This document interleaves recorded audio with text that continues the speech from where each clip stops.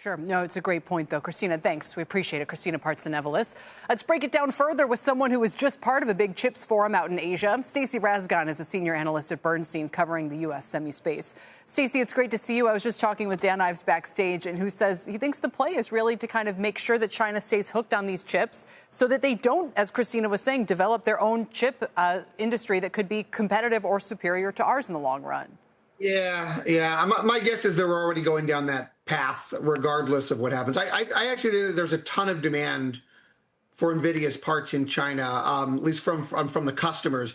We're seeing this from the governmental side, though. I mean, clearly they're a little more hesitant to allow it, and that is because they are trying to encourage their local domestic chip vendors, and they really have no choice, right? I mean, we've already proven we can chop their knees out from under them whenever we want to, and so I don't think that they can afford to give up on the localization plans, even if they do allow some sales. And by the way, my guess is they will allow some sales in, but I think it's too late. I think that horse has left the barn. And by the way, we're not just seeing that in AI. We're seeing it in semi-cap. We're seeing it in analog.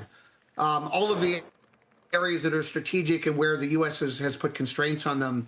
I think China's already going down that path one way or the other. So where does that leave the chip? So where does that leave an Nvidia, right? I mean, well, both in the short and near term. And please layer into this. What were your big takeaways from your time, that was spent there just now? I mean, as an investor, what does it make you think? Yeah, no, you bet. So look, at least Nvidia has zeroed out China from the numbers, and so anything they get is upside. And if there's demand and they get purchase orders, I think they can secure supply and ship that. But I do think, at least as an investor, over the long term, I think you have to discount, like the long term viability of China for all of these guys. That's not new, right? That was already, I think, the view even before the H200 approval from the U.S. government. So I think Nvidia has actually handled it really well. Like I said, they've taken it out of the numbers. They've told investors it's going to be a very competitive market. Don't count on it. Anything they get at this point, I think, is upside, and I think that's fine. And fortunately for them, the overall global market for AI, at least right now, is so big that even if you can't, I mean, they don't have enough. To your earlier point, they probably don't have enough capacity, to serve all of the demand in China if they were able to get all of it anyway. So I think they're okay. Not only okay, you've got a $275 price target on them. $100 higher from here would be a tailwind for the markets for sure, I would imagine. And I think what you're raising goes to what got a little bit lost last week, which is as it pertains to Oracle and others. Are they delaying, bringing capacity online or what have you because there's not enough supply, which is incredibly bullish, or because there's not enough demand, right? I mean, demand is off the charts right now. Exactly. I believe there was a supply story. Yeah. So they're selling everything they can make, and there are various bottlenecks on supply. There's the wafer capacity, there's the packaging, what they call the CoWoS capacity.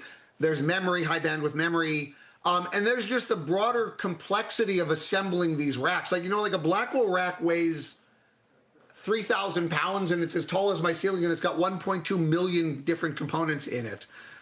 So there's a lot of complexity and constraints just around building that stuff. The Blackwell racks, at least some of those constraints have been easing.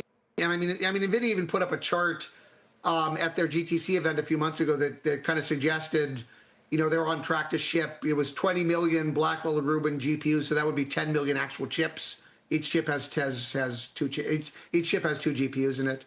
Up from it's like quadrupling what they've already shipped to this point next year. I mean, so they've got the supply to meet the goals that they've set out, and they're getting more orders, even after that date. So they've got the supply to satisfy that. My guess is the demand is still higher than that, at least at this point. I'm not really worried about demand. The only ones right now that seem to be worried about demand and sustainability seem to be the investors. The actual companies that are doing the spending right now, it's full steam ahead. Well, that is